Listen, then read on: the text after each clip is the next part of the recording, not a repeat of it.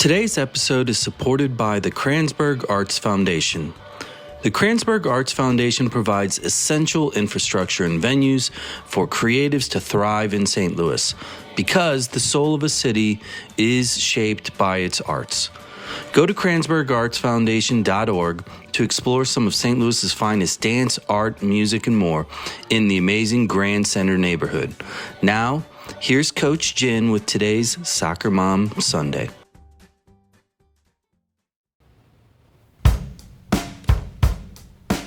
Good morning. Soccer Mom Sunday. I love starting on a drum. Yeah. It's like tribal alarm clock.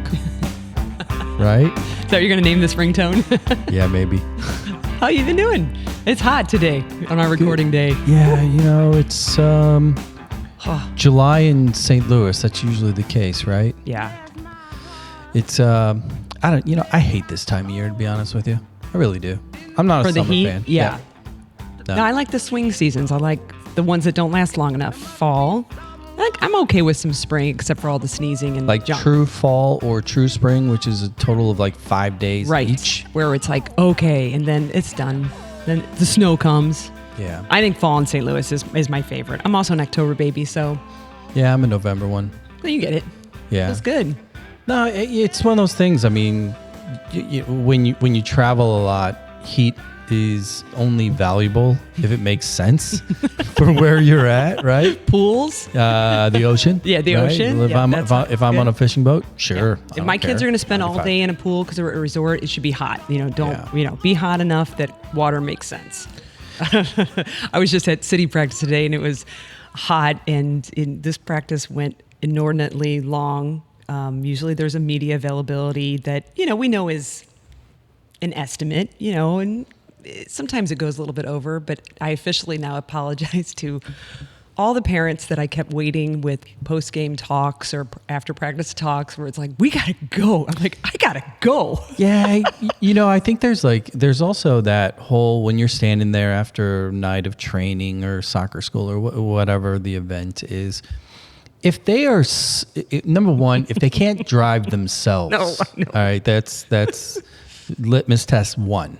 They don't need a post-practice pep talk. And number two, when they're just sitting there, and then you ask them, right? They come to the car like, hey, what was Coach talking about for the last 5 minutes? Nothing. I don't know.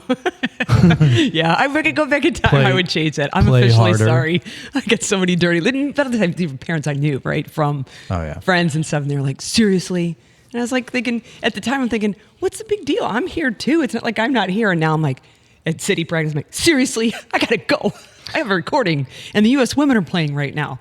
Yeah. And currently winning at this time of recording 1-0. At the current time of recording, Wednesday, yes, 1-0 it is so far. 1-0 over Australia. Good. I wanted to ask your opinion real quick because obviously U.S. soccer in general, men's and women's side, has had a tremendous amount of news, to put it lightly. On the men's side, still rudderless, no coach. Yeah, but then they made history recently with getting past. They're into the knockout, right? Well, on the Olympic side. On the Olympic side, they're into the quarterfinals. Or quarterfinal, right? And that's first. That I don't know. Maybe I think I saw that on Twitter. possibly. Because Twitter tells the truth, right? Yeah, I wouldn't know. I don't know. I deactivated my personal account. I keep Soccer Dad Pod on Twitter, but to rough up Kansas City. oh my God, but Twitter's just like it is. Yeah. There's cesspool, and then there's a level below it. That's where it's at. So anyway, point being, like on the men's side, like the Olympic successes is really kind of indicative of what we've been arguing and talking about a lot on the Soccer Dad side, and that is at U15, 16, 17, 19, 21, the U.S. does extremely well in global competitions. And then for whatever reason, obviously the first team doesn't quite hit the mark. The women's side, since the 90s, has been on top of the pile. Yep. And you fast forward to the most recent World Cup, and they don't win. Therefore, everybody's like, "Oh, it's broke," And at the same time, everybody's watching England, they're watching Spain, and they're watching these teams like, "Holy shit, they are really, really good." Right. And then here comes Emma Hayes, and you look at what the women's team is doing now, and that compare and contrast between the two is. I wanted to get your take on that because you were questioning her coming in, like, I don't know if it's a good fit or not. I didn't know. I honestly didn't, because a lot of people were saying we have our own talent here. Why do we got to go across seas? But do you buy into it now? Kind of, and here I'm going off of what I have read about her and what I believe. Ruth Harker, I know, has spent some time with her, and she was kind of a fan of what she was hearing. And wherever it was, it could have come from our next guest who's sitting here with us, that Emma Hayes is not afraid to go into the locker room and be like, this ain't working, right? Like it's in other words, we're not too careful with hurting feelings. It's about the business, and you're not doing your job, and if you're not going to do your job, put somebody else in here who's going to do your job. And it's very much, but also she cares about her players, but not to the point of I think she said about their win over Zambia 3-0, and it's not it. Before the game, I would not have been happy with that score, but it's a step in the right direction. Yeah. So I don't think she's done. I'm interested for sure. Yeah, and it just seems as if there's no +1 subject matter or topics or consternation right now with the team too. They're just playing soccer. They're playing good soccer. Yeah. I mean, she made some, left off Alex Morgan. That was a big deal. Left off Becky Sauerbrunn, who I was kind of like, leadership wise, but she made some calls and she went with, I think, some youth as well, but it looks good so far. I mean, might have been, it's kind of like, remember when we had Megan McCormick on here and she talked a little bit about afterwards, when you're coming in to do the job she had to do, if you were going to bring somebody from St. Louis to do that job, to work on creating an academy that's basically going to say, hi, we're going to probably take your club's top players. You probably can't be somebody from St. Louis. That's too close. Maybe it takes somebody from the outside to come in and goes, I don't really care about relationships. I don't really care about the connections or who owes who what. This is how I see it. And they make the right calls, or the hard ones for sure. Yeah. I mean, it's almost as if Emma is there simply to make a lot of money and win games. And it's almost that simple. And really, like she hasn't had that much time, so I don't know if she really could have made a huge impact in terms of strategy and tactical. You just go in, and if you want to keep playing, do your job and win. Yeah. I wonder too. If it makes me wonder if the 99ers, the 85ers went and sent them off. If there was some, these are players that were, I think we can all agree, less skilled. We are all less skilled than these players are now. Yeah, absolutely. But they, you didn't want to go toe to toe with Brandi Chastain in a tackle and not be prepared to get knocked on your ass, right? They played with that kind of grit. Yeah, I mean, it's the results are coming. They, they haven't hit a heavyweight yet, so you can't say, you can't give a complete, hey, this is a reset moment. They're back on top. We don't know that yet. Well, it'll be interesting when they play somebody that has a really set style, and that's the style that dances around you. Yeah, and see what they do with that. Yeah, no. If the math works out, and I haven't looked at the brackets, but if they, in a perfect world, if you want to validate whatever is occurring, it has to be Spain. Correct. Yeah, I would agree. And even if Spain doesn't make it, it ended up being another Germany or Sweden or whoever it is. Now, we beat Germany pretty. What was it? 4-1. 4-1. Yeah. Yeah. Finally beat Germany. To my point, it's like I think that there's a clear cut new heavyweight. New tough one in town. Sure. So until they go mano a mano, it's all questionable.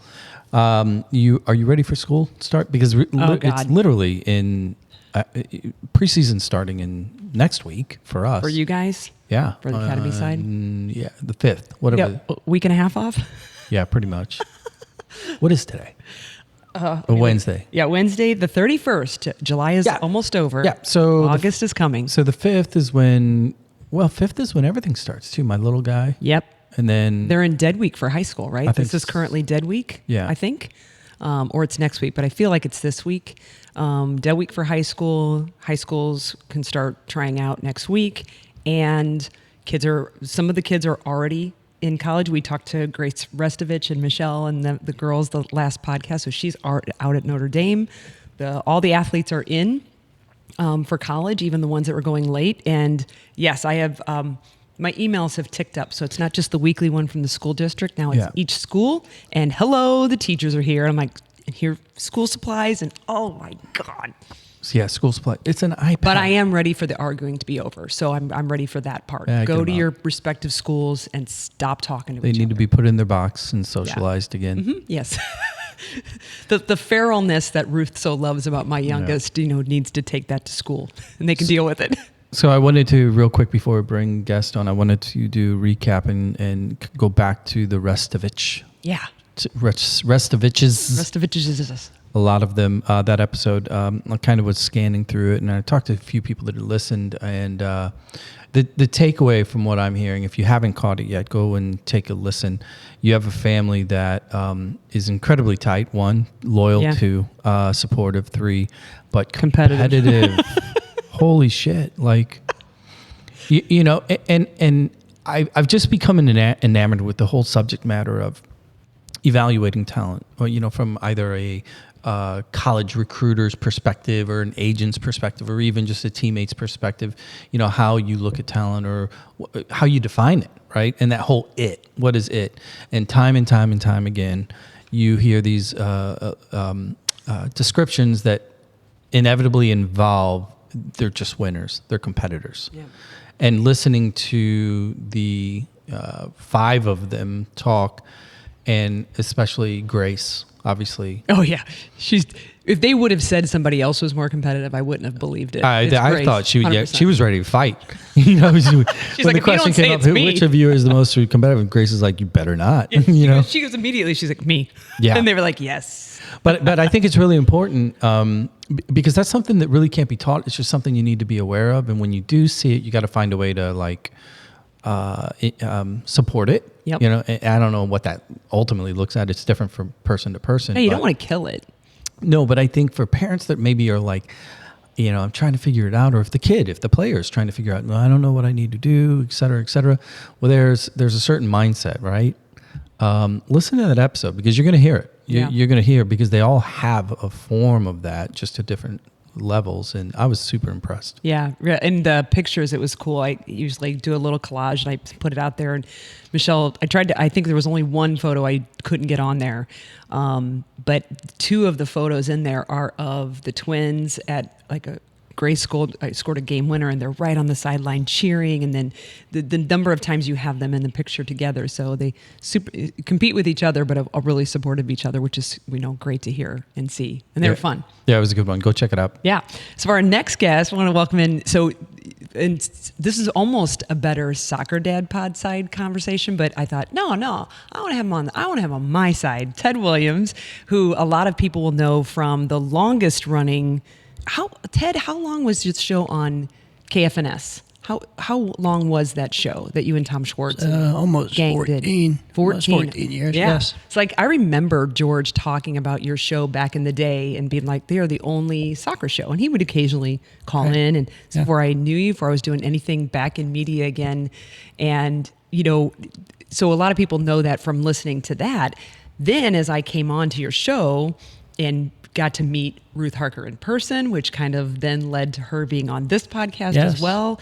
I call that the power of WoSo. That's right. And so, I should have, she gave me a pair of like cut off sweatpants that I wear now as my jammy pants. It says USA on it. I got an USA hat. I should have worn that today. Dang it. I forgot.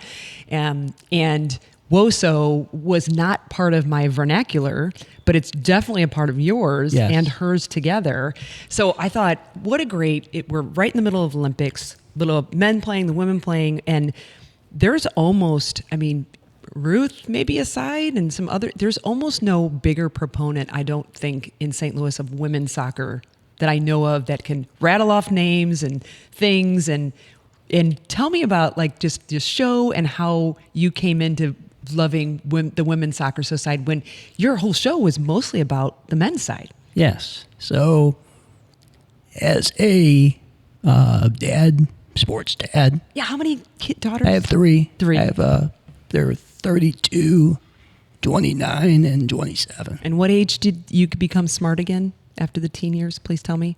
Well, I'm pretty smart when they are trying to figure out how to buy a home. Okay. Or wait, no, that's a long time off. My youngest has a home. So anyway, I've always loved radio. Listened to Jim White on KMOX when I was the Big Bumper. When I was a kid. I produced Jim White a long time ago. Just filled in one time. When you were a baby. Pretty much. You'd turn on, like, all the lights were really dark. And I'm like, I can't see. Yes. He's like, this is how I do my show. So my oldest sister gave me her old clock radio, and it had all the little pen marks for all the stations, right? Because you had the little dial you had to the little move. dial. Right. And I would listen to baseball games out of town. I'd listen to Jim White, etc. So in the Saturday mornings, running around the CYC activities, I would have the radio on in the car, and sports talk radio was first KSP 1380, which was on Hampton, and then Greg Marisek and a group started 590 The Fan in Webster, and Tom Mickler, Terry's brother, did a show called Mind Games, which was, you would love, it was the power of the mind. And when was this? This was in the 2010 range. Wow. Oh, that's ahead of its time. Right. So he would have Jerry Kramer, the famous Green Bay Packer lineman, who went around the country doing motivational speaking. Huh. He had Jerry Kramer on all the time. He had Tony Vitello, the coach at Tennessee. When Tony first started coaching, he was doing a lot of sports vision type of helping at TCU and some other places. That stuff is all ahead of its Yeah. time. So when they got to soccer things, he would have Tom on because Tom became obsessed with soccer at the 94 World Cup. Schwartz. Tom Schwartz. Yes. Yep, Tom Schwartz.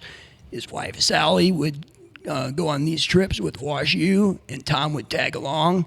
He happened to be in Orlando in 94. He got the soccer bug. He got the soccer bug. So Tom would make cameos on Tom Mickler's show. And after one of the shows, Tom said to Tom Schwartz, he goes, you should have your own soccer show. So he started it. Well, I would listen to that in my portfolio of shows. There was a bowling show at 7 with Ken Iggy-Strode. There's a radio bowling show? Did they talk about anything other than Pete Weber? Oh, yeah. but I don't even know what that is. What is that? Oh, my Pete dad Weber? bowled. My dad bowled, but all I did was run around the pool tables and put the blue chalk on my fingers. And The only thing you knew about bowling and bowling alleys were the cheese sticks at the snack bar. No, I didn't, because he wouldn't buy us anything. He's like, we have food at home. So I would go do either some poor, like, nice elderly man would take pity and then buy me a soda.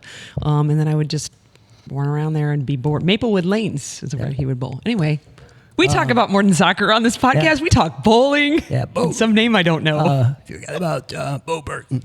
Oh, yeah? Yeah, Bo Burton did the telecast with Chris Schenkel on ABC. Yeah, I have a weird relationship with bowling because my dad was a bowler. Sure. Right. My whole family extremely unathletic. I mean, his jogging was the 4 steps to the toe line. Right. But he was like, once a year, he would go to the Bowling Hall of Fame, which used to be downtown. Yes. Well, I bowled every Saturday morning from probably age 7 to about age 13. And I was starting to play so much baseball that I kept missing bowling.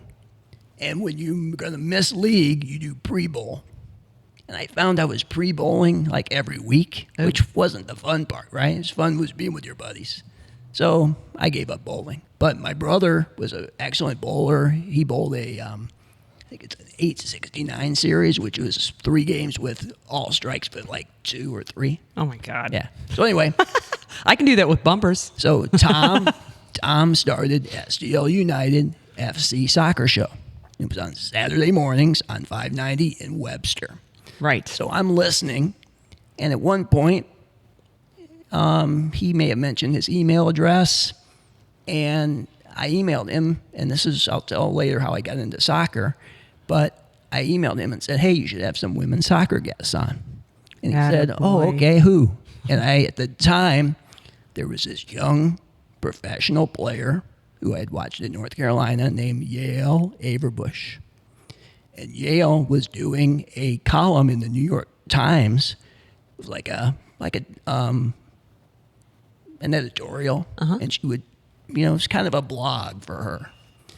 And I said, maybe we should have Yale Averbuch. And he goes, okay, can you send me her contact info? So I got contact info from the New York Times. She had her own website, and he tried to get her. And he said, sorry, I can't do it.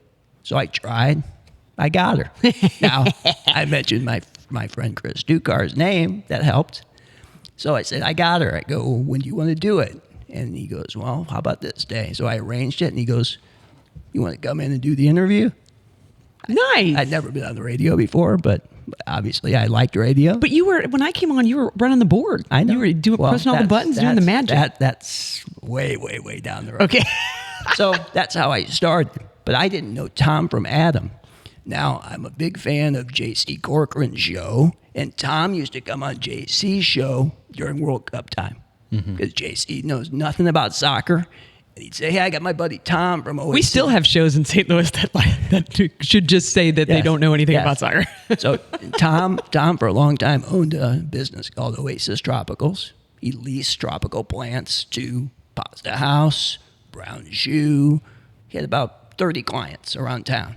And he would deliver the plants, and then he would come around and take care of them back when corporations had money for that kind of stuff, right? So that's how it started. He invited me to do the interview with Yale Averbuch, and that's the first time I ever saw him in my life. Oh, my gosh. The rest is history. And then he started just throwing out names. Hey, I'd like to have this guy on the show. And I'm good with the Googles. Then he became a producer, Yeah, I feel like. I'm good with the Googles, and I would arrange it. Yeah. So, maybe you could get Jared to book, because Jared stalks people on Twitter. Is it Twitter Messenger? Yeah, no, he just goes on Twitter. He just says, hey, you should be on @SoccerDadPod. It's cool. His success ratio. Come on. I mean, it's a solid 333. Come on. He's well above the Mendoza line. I love it. But so the interest in soccer was early. Was it because why soccer? Because you were a baseball player, et cetera. Yes. What was the attraction to the game? And then was it primarily from having girls that you leaned more into the women's soccer interest? Like I was coaching my youngest daughter, Erin's CYC team. So how old was she at the time then? She would have been in 4th or 5th grade. Okay. And I was seeking out information about a variety of things to help them be as competitive as they could. It was very, very recreational. We were not a open team. We were a closed team. Everybody was just a soccer player during soccer season, no club players. And I heard that my friend Chris Ducar is coaching soccer at North Carolina. I hadn't seen Chris in 20 years. So I had switched jobs. I was in training mode. And when the two guys that were training me were busy, I had a lot of time on my hands. So I started Googling. And I find Chris's contact info at the UNC Chapel Hill website. And I shoot him an email. I said, hey, Chris, haven't talked in a while. It's Ted. And we reconnected. And we've been like this ever since, right? And he would And he gave you practice plans? Well, he would send me information. And the other thing he would do is Chris would assemble the highlight videos from their matches. And he would put them... At UNC? Yeah, and JB, you would love this. He put it to just the best music, okay? Yeah, it's all about the music. And If it sounds good, it looks good. Well, the play... So he would start out with the goals. Yeah. And then he would do, like, the great defensive plays. And then he would do the great midfield plays. And then he'd have, like, the Zippos, the plays that were like hilarious. Yeah, right. You're this far away from me, and I tried to clear and it hit you in the face. That kind of stuff. I see, like that kind of stuff. It always reminds me of my early childhood, sleeping over at my grandma and grandpa's. Yep. PBS late at night, it'd be Benny Hill. Yes. That bam, bam, bam, Right. And then all of a sudden there's a blonde with did her you know top that off. was a- It was did you really know weird. that Whoa! We've bowling, soccer, and now we got... you You know what I'm talking about? know. Benny Hill did that. Like, I was like, well, this is the craziest thing Did you know ever. that was a country song?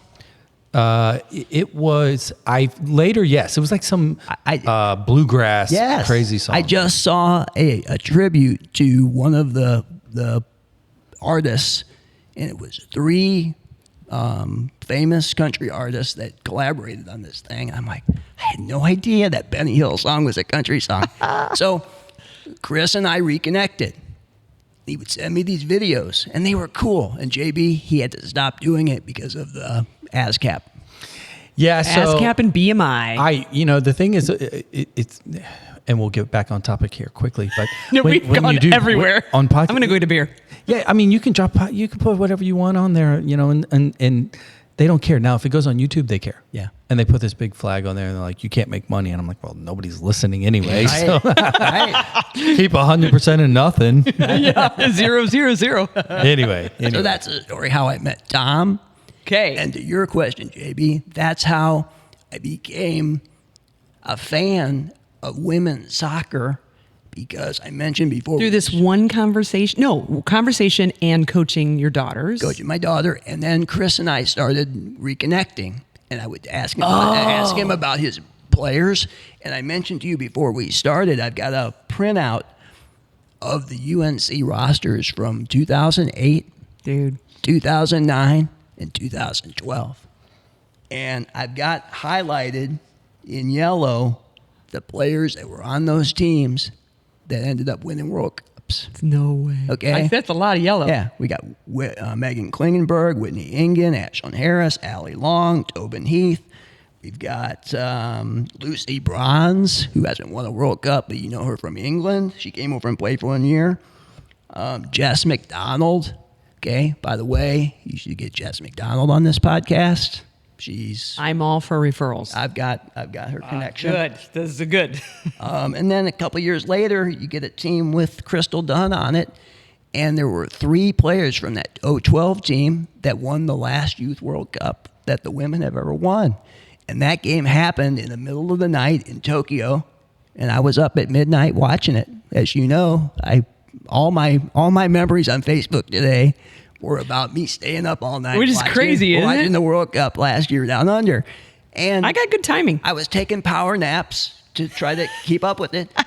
But over time, as a women's soccer fan, you relish these big competitions because it's no fun watching U.S. beat Philippines 13-0 anymore. No. Well, that's no fun. Well, and there's another facet to it as well, because the women's game, up until recently, the reality is there was no television access to league or pro games or even college games. You would have to subscribe. You would have to seek it out. Yep. It was not prime time.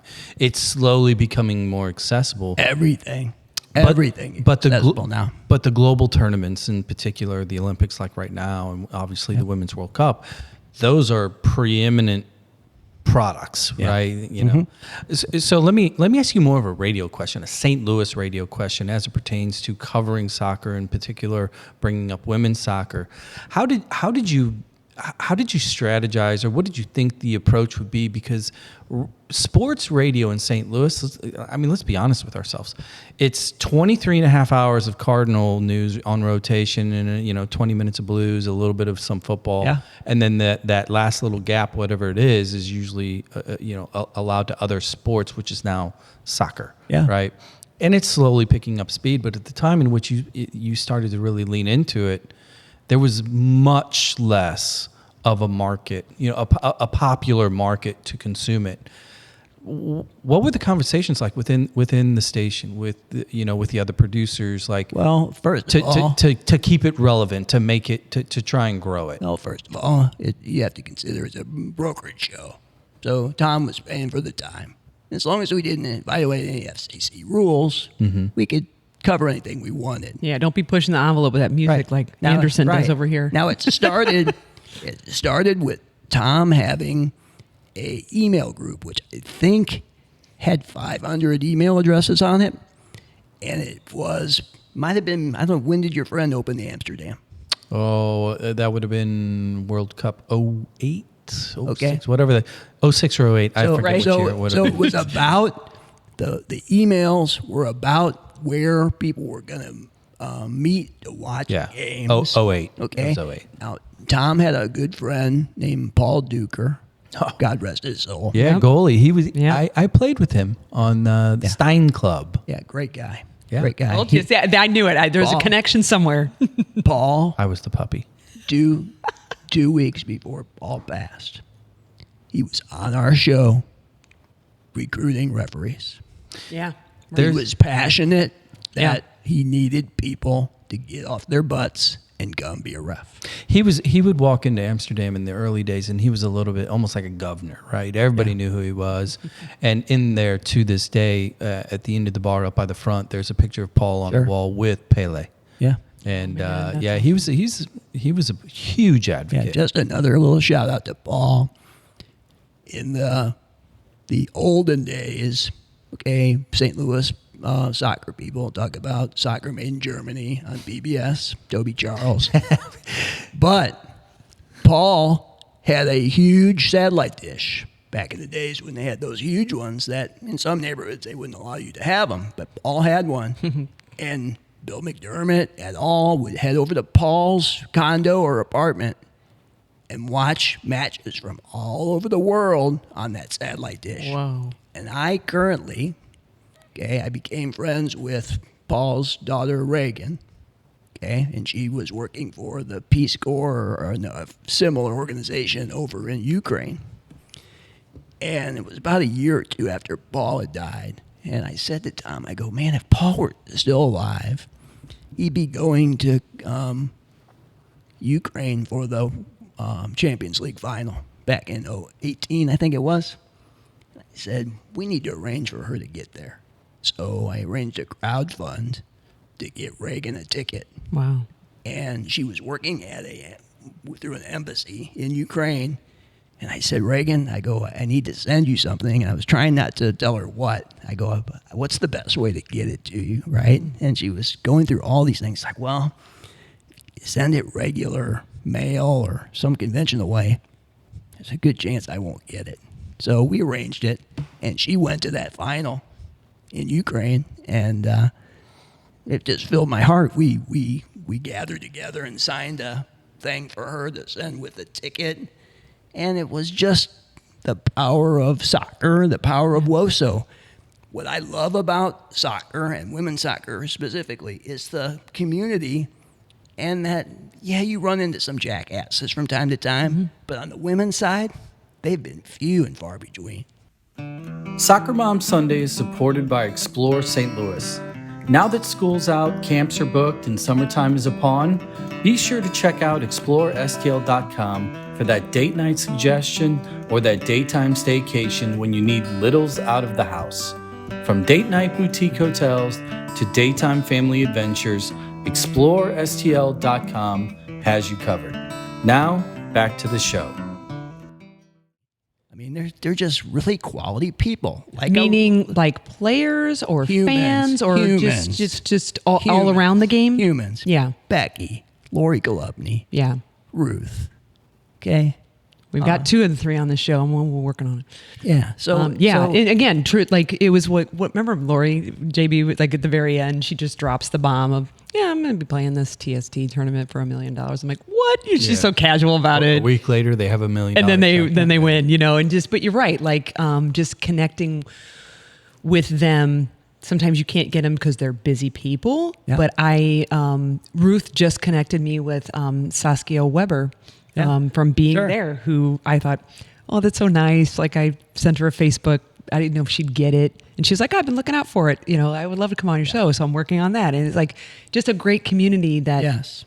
Is it, maybe it's both. Do you think the people themselves, or also, I think there's maybe also the story to be told. It's been so many years that stories never got told. And now they want to share. That. And I think when you have nothing, and the women programs literally had nothing. Ruth talking about inheriting the field hockey uniforms. Yeah, we had the Gettymers on that talked about it too. Yes. Okay. And the U.S. women's team wearing the men's hand-me-downs when they went to Italy in '85. Okay. those sorts of experiences. Yeah, was it acres? When we talked to Michelle, talked the story about like having, or they had to go pick them up.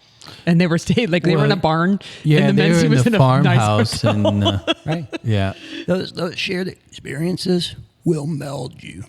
They'll and truly meld really you. humanize you, right? Like Yes. there's a humility that you have. Yes. That's the And point. I love the fact that Becky and Alex Morgan and some of the other veterans have embraced those women and brought their stories along Yes. to the youngins. Yes. Thank you. Okay. And Ruth loves Rose Lavelle's family. And Oh, so I know. And she loves. Yes, I partied once with Ruth and Rose Lavelle's family. She loves the Mewett sisters' family. Oh, she loves and Sam Lynn Mewis. Williams' family. Yeah. And again, to me, it goes to the type of human beings that ultimately are on the team. Again, you throw in a few people, and we don't have to mention their names on this podcast, but we know who they are, who have lost their way along their adult journey. One of them had a birthday yesterday. Goalkeeper. Dang it. well, let me I gotta me look this up. Let me just ask you this then, because again, going back to your kind of foundational interest in radio, period. You listen to everything on the radio, all these shows. When it comes to men's sports, the one thing is that, and I'm just thinking of this as you're talking, men's sports is really about reporting. Or maybe you're a fan as a reporter or a guest, et cetera. And it's very linear. Like, this is what happened in the sport, and you talk about sport, and it's either good or bad result, et cetera. But on the women's side, talking about sports, there's another element that, it has to be added, and that is advocacy. You'll never hear a male radio broadcaster advocating for the sport or for the boys or for the, you know what I'm saying? Mm-hmm. So there's a certain amount of responsibility that goes along with covering female sports, because it isn't as linear as men's sports. So how did you think about that? Because it's, again, in the early days, you're defending the position to have it on the radio because everybody else is a naysayer. Like you said, there are good people on that side of the fence, and there are a lot of haters on the other side. Yes. So how did you balance that out? Well, it helps when Tom needs you. Okay? He needed me to book guests. He needed me to to do other things. And he's like, hey, you like women's soccer. I'll give you 10, 15 minutes of every show. Okay. It's not unusual what I do now on the Soccer Report on KMOX. It's not that they're opposed to it, but I don't know if Nate, who's great, he loves to talk about it. He does play-by-play for Mizzou women's soccer and stuff like that. But I don't necessarily know. I'd have to ask him if it would be top of mind like it is for me, because it's really important to me. It's truly my favorite sport. Okay. But why? I need to know why. My shirt. What does my shirt say? Get up and dust off. We play on. Right. The unpretentious nature, with a few exceptions. Sure. Of the Central American, South American countries. Most players don't dive. Except the one Netherlands chick last night. I was like, listen. They have to be dragged down. But Lindsay Moran took care of that. So So, in fact, the famous 2011 semifinal against Brazil, if Brazil doesn't pull all those shenanigans with the stretchers and stuff. Tell the story. The Megan Rapinoe cross to Abby Wambach never happens. That match is over. All of their faking and rolling around. Fake injury, got on a stretcher, and then she got off the stretcher to be like, I'm fine. Of course. Right, that was ridiculous. I'm like, dude, that's a men's game tactic. Don't do that. That's starting to creep into the game. It is. Starting to creep into the game. Are you? So, I have a friend who's on a list. I have a list of people that you might contact about. Great. Show. There's a gentleman, and JB, you were talking about Twitter, X, and now you've left the media, right? AKA cesspool socials? Yes. Yes. But during the formative years of women's soccer, WPS and WSL, that has been my USA. Remember that? Yeah, but that was before me. Yep. And I totally lament not being at athletic games. But I was a dad. I had stuff going on. Okay.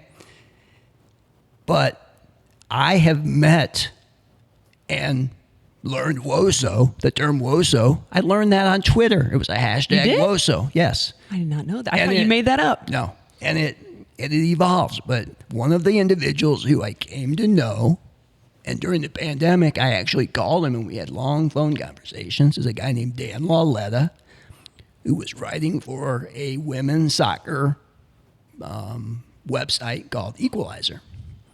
And Dan has attended every Division I women's pro final ever, back to WoSo days. Whoa. Every final, Dan's been there. And he's really an interesting guy. He doesn't like college sports at all. He doesn't. If I talk to him about women's college soccer, no. He's like, I don't watch it. Something happened, and he doesn't quite like the way the NCAA operates, which I totally get. But when it comes to women's soccer, he writes a weekly kind of a commentary, and he just keeps it totally real. He'll get on the networks about how, hey, you said this game was going to be on prime time, and then the rodeo went long. And so we didn't get to see the first 20 minutes. Bowling. No. Yeah. We didn't get to see the Be first. careful. I'm teasing. Yeah, the first 20 minutes That's a of cult. the Kansas City Gotham game because there you was. texted me with that. I was like, what? Yeah, and I have another friend, Patty. We get on each other all the time. It's like, you know what's on ESPN right now? Bags. Wait, what? Cornhole? Cornhole. Oh. There's got to be a women's soccer game on somewhere right now. Yeah. We got to go look for it on, I don't want to say I'm happy it's somewhere, but you got to go like really Yes. searting for it. And, Yes. and they've got cornhole on, Yes. really? Jack Links. It's all about the sponsorships. Yes, right. Beef so anyway, jerky. So Dan said to me in the last several years, he goes, Ted, National Women's Soccer League, women's soccer is on the rise. He goes, when people are doing daily fantasy wagering on women's sports, that's when you can start saying it has arrived. It's arrived. Well, I heard. Okay, so that exact. Because I've got point, my arrived story, but you go. Well, no, that exact point came up the other day. I was reading some news, and I think it was DraftKings, or maybe it was on Bro Bible, something like that. It was just a Bro snippet. Bible? Bro Bible is kind of like the field and stream for bros. Okay, right? all right. Primarily focusing on sports, but it Bro Bible. It's the publication. It's the whatever. It's the agency. Okay. And they had a piece on there about gambling on women's sports, and it was all about Caitlin Clark, the value that she's brought to the WNBA. $8 billion TV contract. Yeah, TV contract, but more importantly, to your point, what you talked about, if you really want to know if a sport is succeeding, you look at the underbelly, and the underbelly, almost 9 times out of 10, is gambling. Yes. If people put their money on there and their passion and their emotion, well, then you have a whole different kind of fan base. Yes. And gambling on women's sports is growing at a faster rate than any other sport. It is. And Whoa. somebody asked me, hey, why do you watch so many women's sports? Well, first of all, my parents used to take me down to Manchester Ballpark to watch women's fast pitch softball a lot. My dad used to take me to St. Louis Hummer games in Valley Park. Ah. Okay? I had friends in school and high school that were athletes. And I appreciate the fact that, hey, the competition's real. One of my favorite events of every year is the Women's College World Series. That softball in Oklahoma City. Oh. That's legit drama. I mean, those games are not over until it's over, right? The old yogiism. And I love the WNBA. I love the fact that not only are people watching Caitlin and Angel, but they're watching Asia, and they're watching Gerasi and Ionescu. Those players helped build that league along with the folks that came behind them. And we mentioned it earlier, the guys do it, but women have really embraced thanking those who have come before them. And it's cool. It's just cool. And you have to know them. Yes. That was so. A couple of two points that came up was one of my favorite things is to see, even with the Olympics going on right now, right, and seeing sports like Alona. Do you say her Maher or Mayer for rugby? Yes. Whoa, what an athlete! Mm-hmm. I mean, Harper's like, is this Wonder Woman? I'm like, yeah, she probably is, because she's just a beast, and she's. And I mean this as a compliment. If you call a woman a beast 20 years ago, that would not be a compliment. My friend Chris, he would go recruiting. I'd be like, hey, did you see any players? He goes, he said, there's one girl from Colorado. She's a beast. Yeah, and she's just amazing. And changing so many things from body positivity to all the things that she does. And she's a little like Marta, like she wears a red lipstick, super cool. Yes. But I digress. What I'm saying, so many girls are getting to watch, like with the Olympics now, things that aren't normally anywhere because you're busy watching cornhole on ESPN. It's not available. And they're getting to watch things and going like, oh, she's so strong, or, and the little girls are seeing this as a norm, when all we got to grow up and see were, Daisy Duke and Dukes of Hazzard. Had Harper ever seen rugby before? No, but she's like, what is happening? Yeah. Right? She's like, what are the rules? And she pushed her. I'm like, yeah, it's good. Like you're not even get a call for that.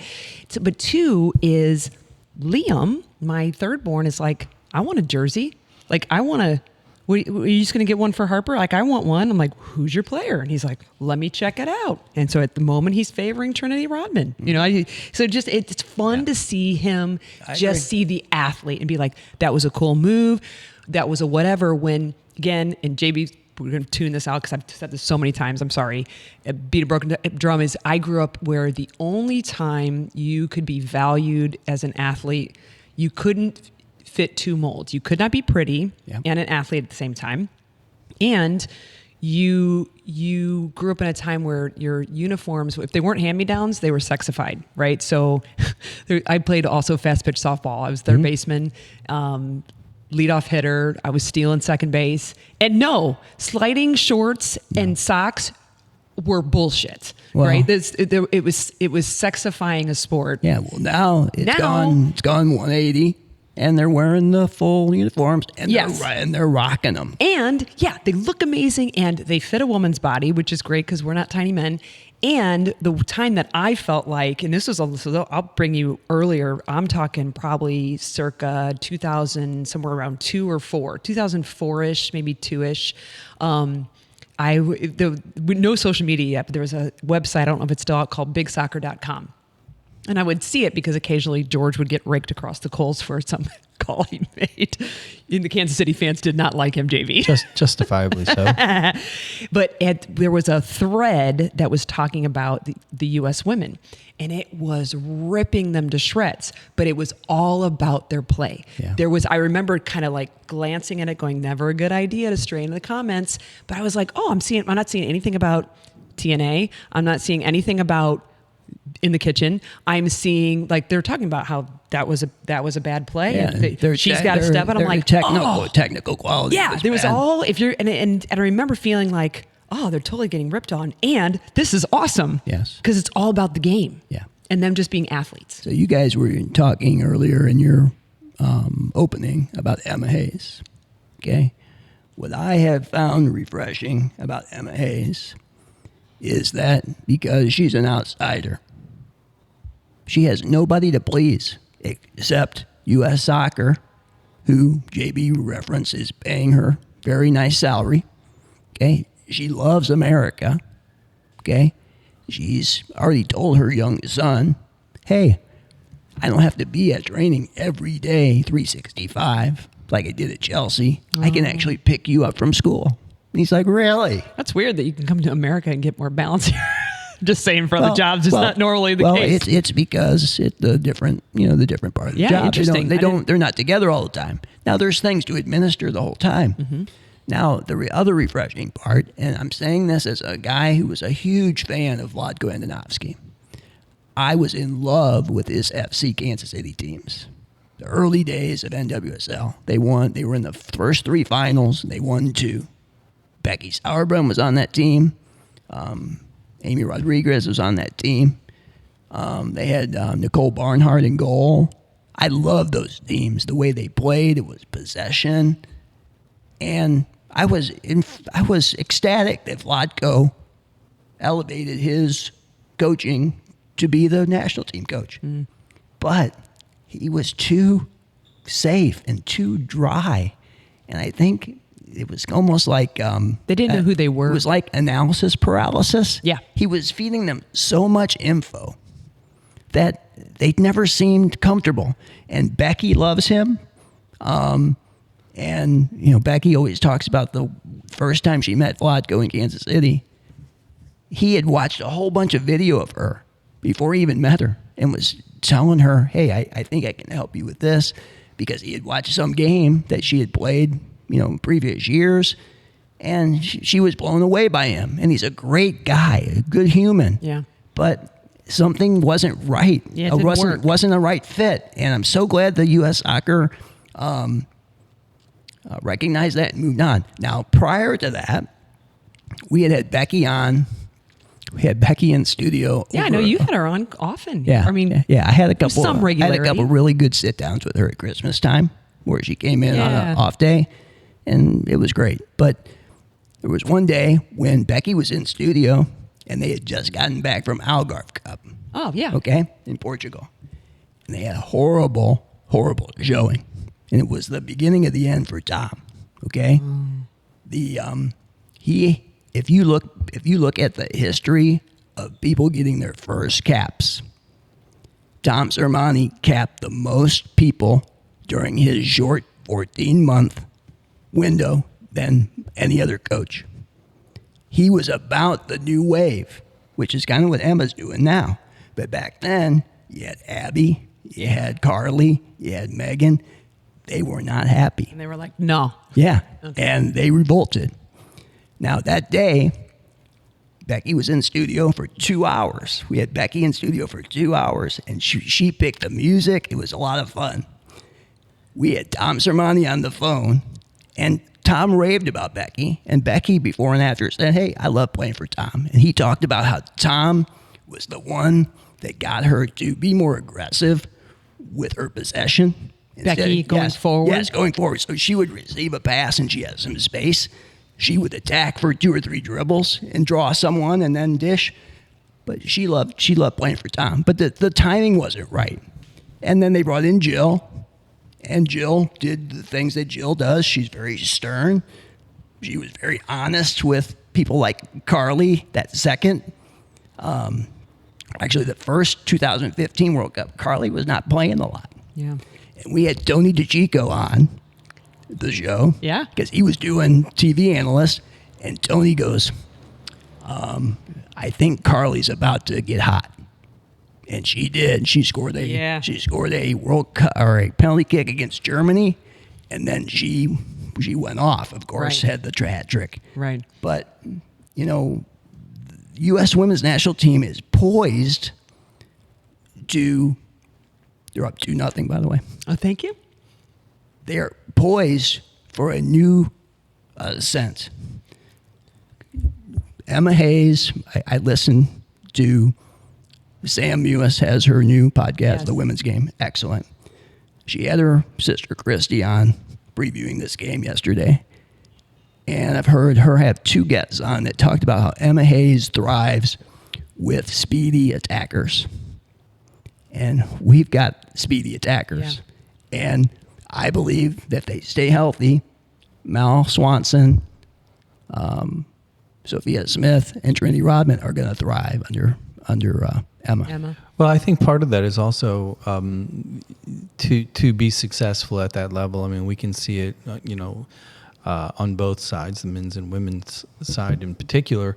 If you cannot define your style, if you cannot define your culture, having good athletes, having, quote, good soccer players is really, it's ancillary. Mm-hmm. And I think that's the one thing that Emma is doing. Specifically, she's starting up top with that particular definition of style. We're going to be fast. We're going to attack. We're going to go to goal quickly. Here's how.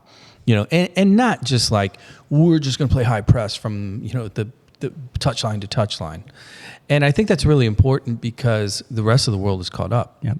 You know, and specifically we were talking about Spain earlier. You can say, what's Spain's style? What is their culture? Psh, it's ticky-tacky. Yes. Yes. You know, and if you look at Brazil, same thing. You know, Ding, they're going to ding, ding, ding, ding. Yeah, Yep. and even England. What Emma left in England, they had a defined style. U.S. women, I would argue, has never had a defined style. We've had very, very good players. We've had grit, but grit is not a style. No. So I think that's going to be Right. I think it's really important. I think it's hugely valuable to the women's national team in particular to have somebody that understands the importance of establishing a playing style and a culture. Yeah. Before we get out of here, I know we're probably getting short. I sent you a note about the 14-year-old making her debut for Gotham this week. Go ahead, but I have a thought on that too from the other news around that. Sure. So her name is McKenna Whittam. Okay. So to give you some perspective about young players, my friend Chris Ducar is the recruiting coordinator for North Carolina women's soccer. We always gave him a hard time. He's like, yeah, I'm going on a recruiting trip. And we would joke and say, what are you going to see, U6? Because Olivia Moultrie, who's now playing pro for the Thorns, gave them a verbal commitment at age 11.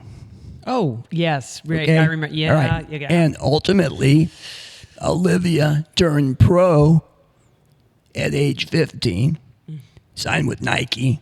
She went over to Europe to train, and then when she came back to train with Portland, by NWSL rules, could not sign her. Okay, the rules did not allow her to be signed, and she went to court and won. Yeah. I remember, yeah. Okay, so Olivia Moultrie, by all accounts, is thriving. She's thriving in a good culture, even though Portland's had some issues there. But she's with Christine Sinclair. She's with Becky. Yeah. She was with Crystal Dunn. And Olivia's game is developing. She's had some cups of coffee with the U.S. national team. But in the case of a 14-year-old, I want your guys' feelings. I just can't imagine if I would be thrust in with a group of men, okay? Even if you're physically man-like as a 14-year-old person. And this McKenna, I watched her. She's not a small girl. But come on. I mean, they're women. You're a girl. So Yeah, I'm interested in your guys' thoughts. I'm still trying to wrap I remember you sending that in my, so you go with your gut reaction. My gut reaction wasn't, yay. My gut reaction was, oh. And so maybe that's from being a mom. And I'm thinking about my kids, and I'm thinking about Marin right now, who's on the cusp. At the end of August, she'll be 16. Yay! My life's going to get so much better driving wise. And I'm thinking about her when she was 14, and there's a big difference between her at 14 than her almost 16. And I'm thinking, oh my God, is cool of a thing that would be to post and get likes for. That is also a thing where I'm like, really? Like, I would have to be like 100% trusting of everything else beyond the soccer. Yeah, well, the soccer's nothing. It's growing up. I mean, they're barely into puberty. Like the things there's stuff that you lead your kids through, and I just am not. Well, I think it's a mistake. I think that they're doing it. Cavan Sullivan. And that's Calvin where Sullivan. Sorry, that's where that was one Philadelphia point Union. that I was going to bring up. Yeah. Cavan is the phenom from was at PDA, then he was at Philly Union, and he made his appearance in the 85th minute. I did a report.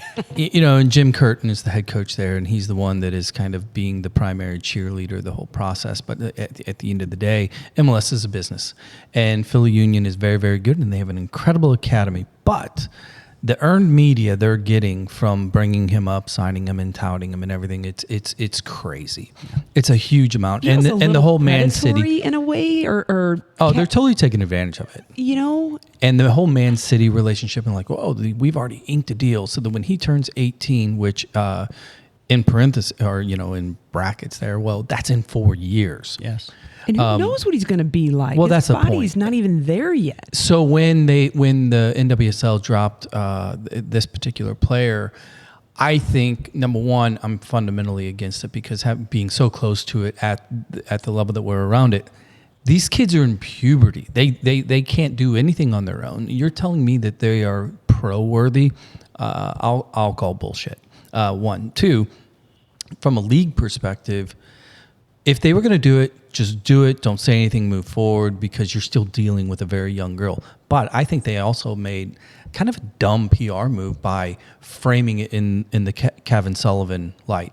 They immediately were like, well, you move over, Kevin, the new youngest pro. And it's like, it's unnecessary. No, what's the point? Who cares? I know. And I'm thinking to myself, but even with Kevin, they made a big deal. It's like, it's the same year. He beats Freddie Adu by 100 days. Who gives a shit? Yeah, and Freddie Adu, we've had a number of big guests on our show that we've talked about the youth factor, and they're always like, Pat Noonan, St. Louis's own, right? When we brought up the whole, what do you think about the next best thing and the Insta accounts that highlight these kids? He's like, look, I tell you what.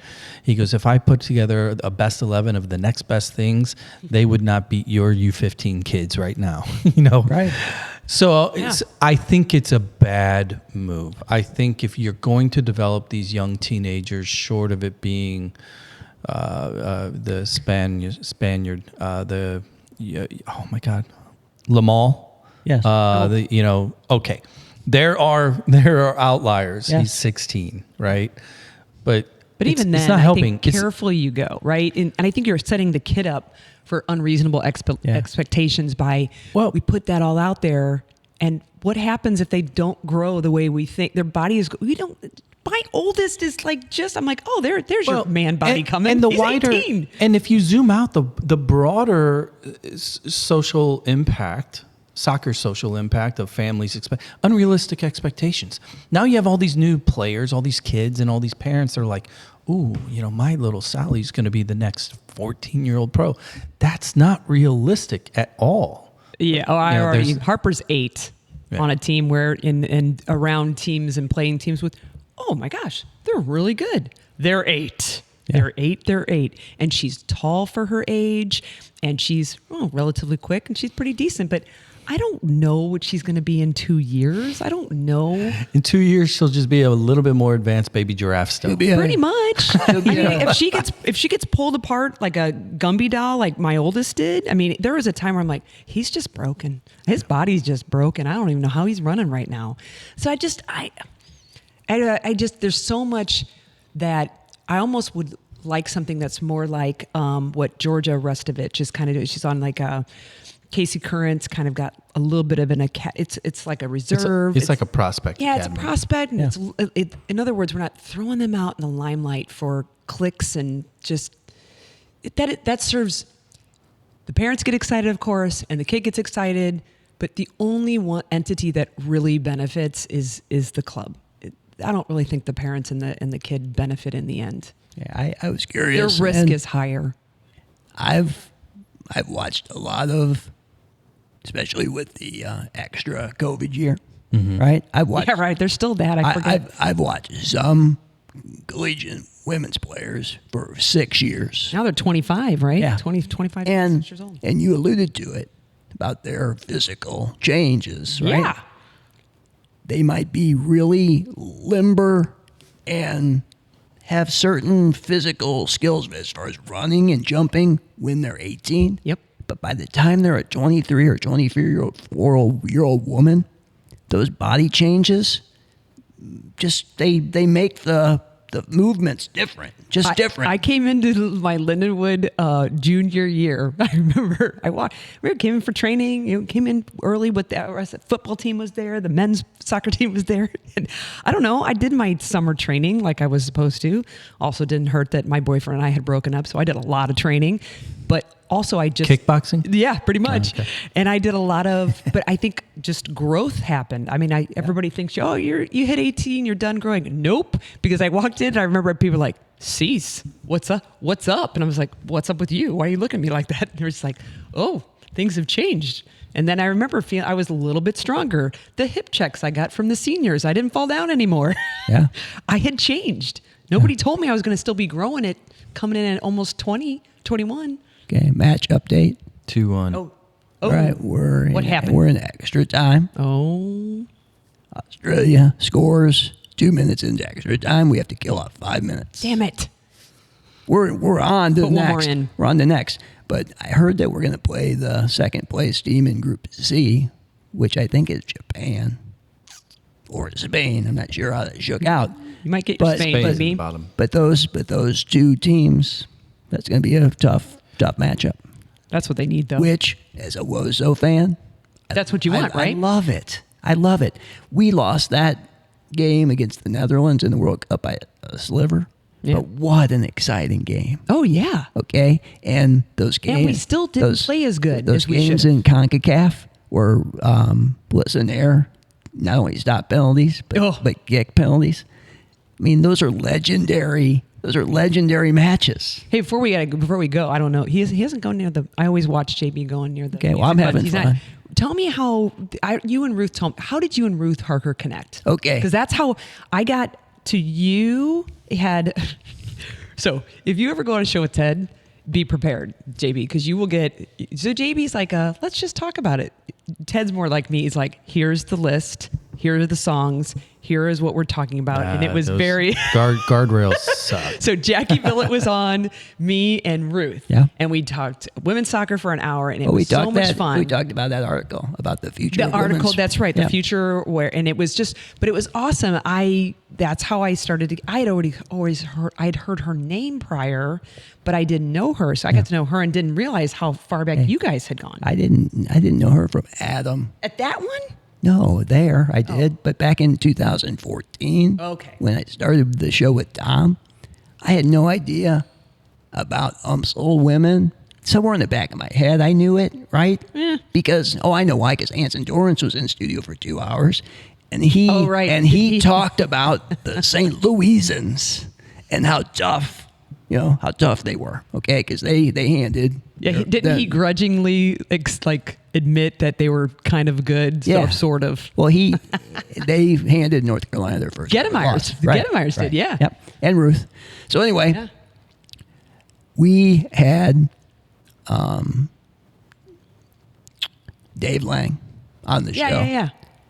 when he had his first edition of Soccer Made in St. Louis. Okay.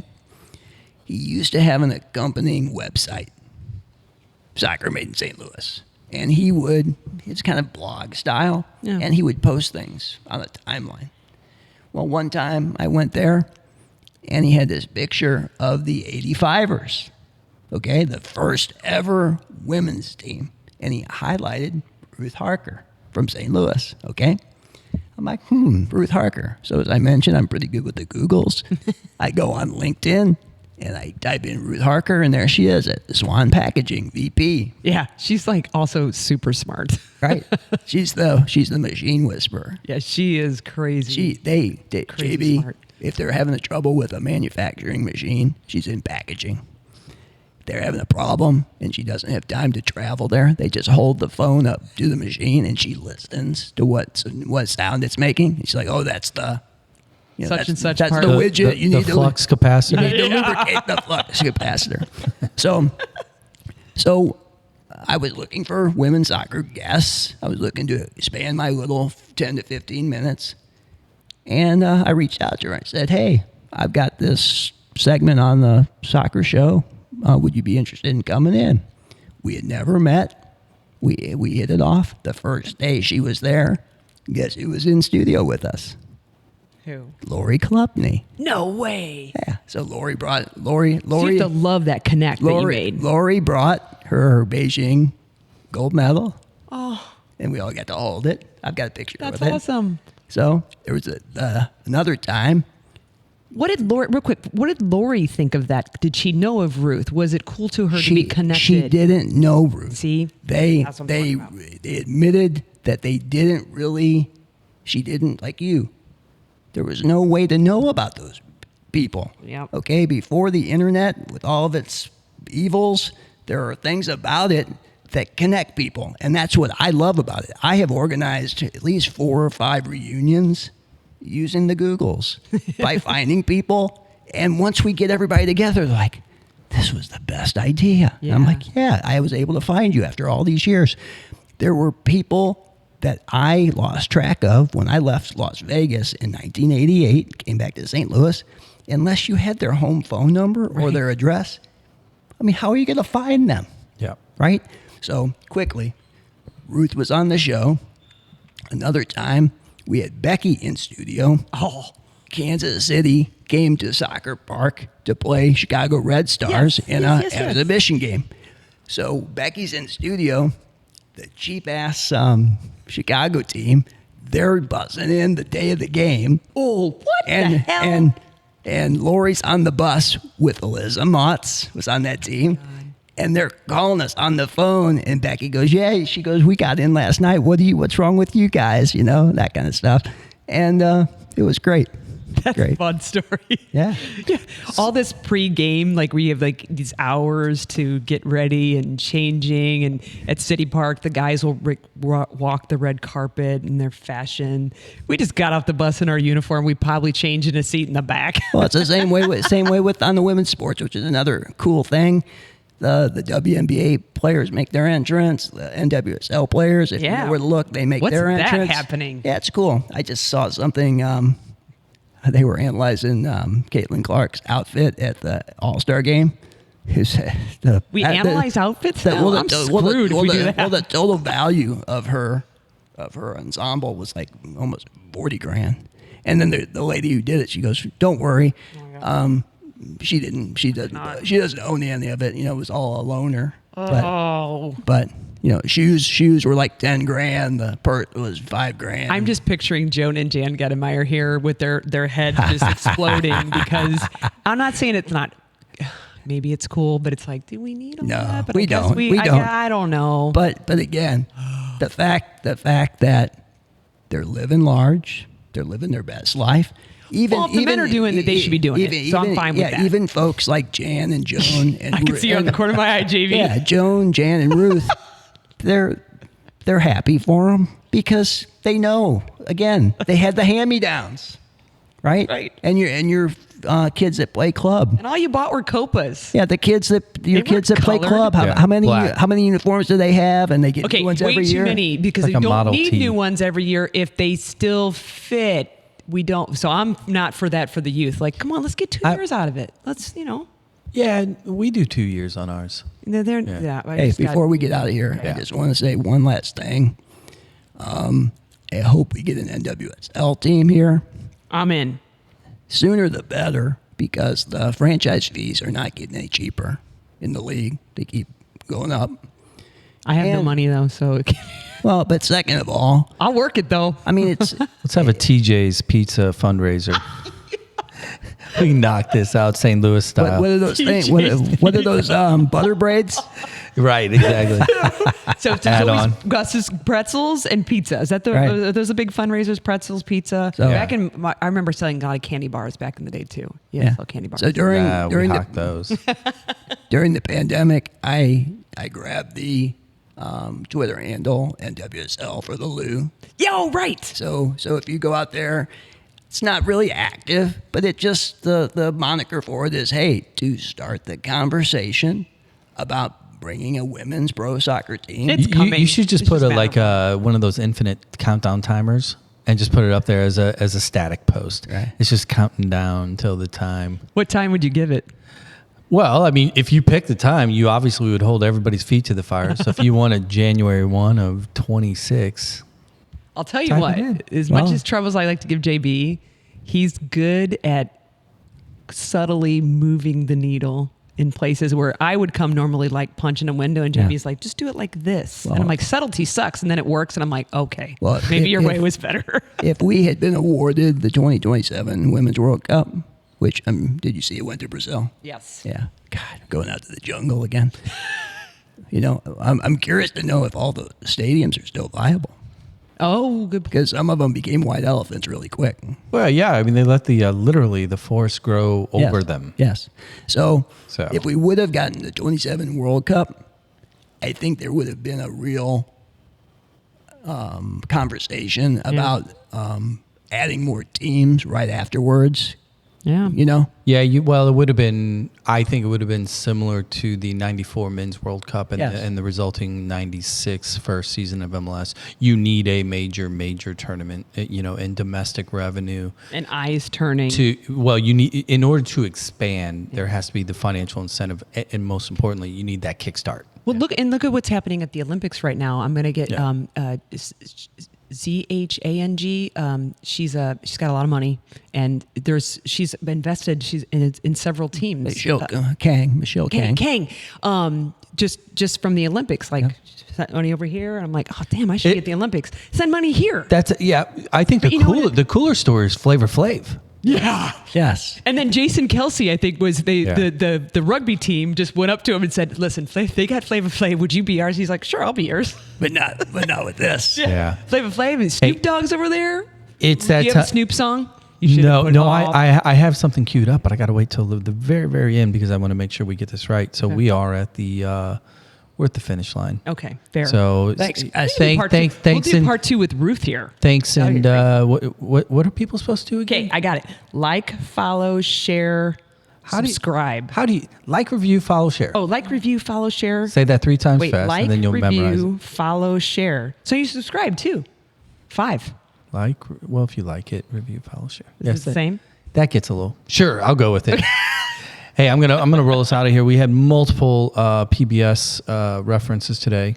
Soccer Made in Germany, and more importantly, Benny Hill. Thank you, Ted, for joining us. It's a pleasure. Really appreciate it. Jen, enjoy the rest of your day. You too. Do you have Stay more cool. reporting to do? More? Yeah, and I got to go edit the interview I did. Yeah. Well, here we go. For all of you Gen Xers and beyond, this one's for you. We're out of here.